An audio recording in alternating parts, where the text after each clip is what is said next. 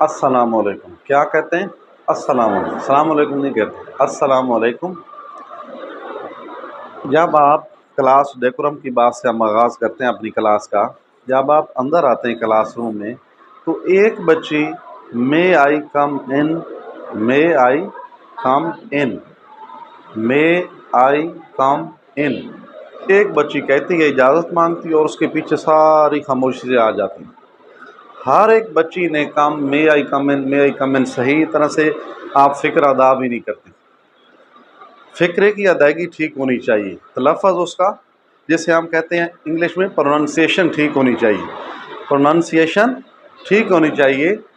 ادائیگی الفاظ کی ٹھیک ہونی چاہیے۔ تو مے آئی کم ان، مے آئی کم ان، مے آئی کم ان، تو یہ کہتے ہیں سر میڈم، وہ پھر لگا دیتے ہیں ساتھ مے آئی کم ان۔ جب آپ پوری کلاس موو کرتے ہیں، ایک جگہ سے دوسری جگہ جا رہی ہے آپ کی پوری کلاس، تو کلاس سی آر جو ہے، کلاس پریفیکٹ جو ہے، وہ سب کو لیڈ کرتا ہے اور سب سے پہلے وہی اجازت طلب کرتا ہے، مے آئی کم ان۔ تھوڑا پھر یہ بھی سوچنے والی بات ہے، کلاس ڈیکورم میں ہے کہ جس کمرے میں آپ جا رہی ہیں وہ کمرہ ہے، لیکن اپنے مقصد کے لحاظ سے اس کی اہمیت ہے۔ یہ کمرہ ہے، مقصد کے لحاظ سے یہ کیا ہے؟ 8 کلاس، اسٹوڈنٹس پڑھ رہے ہیں، تعلیم کا کام ہو رہا ہے، بڑا مقدس کام ہو رہا ہے، تو اس کی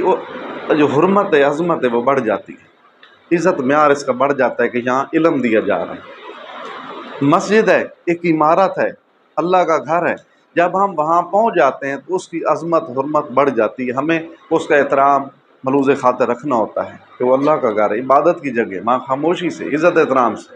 سب برابر ہیں، ہم انسان سب برابر، اور اللہ کے گھر میں تو بالخصوص اس نظریے کے اوپر قائم رہنا ہوتا ہے۔ حتیٰ کہ صحابہ کرام ایک دوسرے کو بلانے کے لیے چھوٹی چھوٹی کنکریاں مار کے متوجہ کیا کرتے تھے۔ تو آج کل ہماری بدقسمتی ہے کہ ہم مساجد میں اونچی اونچی آواز سے بولتے ہیں۔ اسی طرح جہاں آپ کو ڈیلیور کیا جا رہا ہے، مسجد جو محراب ہے، ممبر ہے، وہ پورے معاشرے کی اصلاح کرنے والی جگہ ہے۔ اللہ کے نبی نے وہاں بیٹھ کے فرمایا، انما بعثت معلما، میں معلم بنا کے بھیجا گیا ہوں۔ کسی پیغمبر نے یہ دعویٰ نہیں کیا 1,24,000 میں، آپ رحمۃ اللہ عالمین نے یہ دعویٰ کیا۔ تو ہم پھر آپ نے جنگ بدر کے موقع پہ جو کفار پکڑے گئے تو انہیں معافی دی، ان کے پاس پیسہ دینے کے لیے، جزیہ دینے کے لیے کچھ نہیں تھا، تو آپ صلی اللہ علیہ وسلم فرمایا کہ 10 بچوں کو لکھنا پڑھنا سکھا دیں،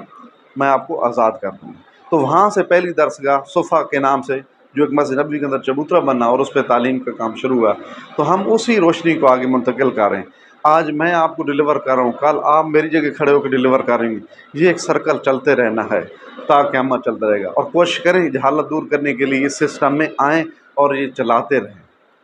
جہالت کے خلاف یہ جو چراغ ہے اس کو جلاتے رہیں، یہ شمع کو روشن کیے رکھیں۔ تو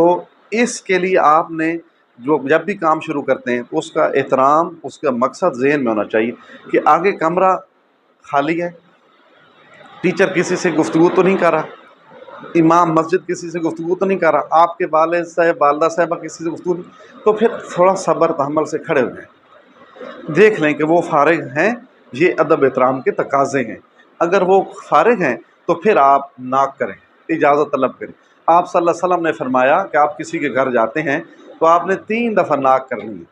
اور ناک کے نتیجے میں ایز اے رزلٹ وہ آپ کی ناک کی آواز نہیں سنتا، وہ شخص، وہ گھر والا،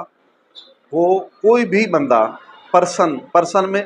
مرد عورت سارے آ جاتے ہیں، میل آئیڈینٹیفائی کرتا ہے مرد کے لیے، فیمیل عورت کے لیے، پرسن میں دونوں چیزیں آ جاتی ہیں، مرد اور فیمیل، عورت مرد، میل فیمیل دونوں ایسی کیٹیگری میں پرسن میں آتی ہیں۔ وہاں سے آواز نہیں آتی، گھر سے آپ دور سے آئے، کہیں سے آئے، تو سننا طریقہ ہے، آداب ہے کہ آپ کسی کے گھر میں جا رہے ہیں تو اس گھر میں داخل ہونے کی بھی آداب ہیں۔ اللہ کے نبی نے دیکھیں کتنی تربیت کی، معلم نے کتنی ہماری اصلاح کی، ہمیں وہ طریقے بتائے کہ آپ نے کسی کے گھر میں جانا ہے تو پہلے اجازت طلب کرنی ہے، جیسے آپ کلاس روم میں آتے ہیں تو اس کا ادب احترام ہے، اسی طرح آپ نے کسی گھر کو جانا ہے تو آپ نے 3 دفعہ ناک کرنی ہے، اور 3 دفعہ ناک کرنے کی صورت میں آپ نے وہاں پہ کچھ لمحے، سیکنڈ توقف کرنا ہے، ٹھہرنا ہے، انتظار کرنا ہے۔ اگر کوئی نہیں آتا تو آپ نے برا منائے بغیر، برا کہے بغیر آپ نے وہاں سے رخصت ہو جانا ہے۔ واپس چلے جانا.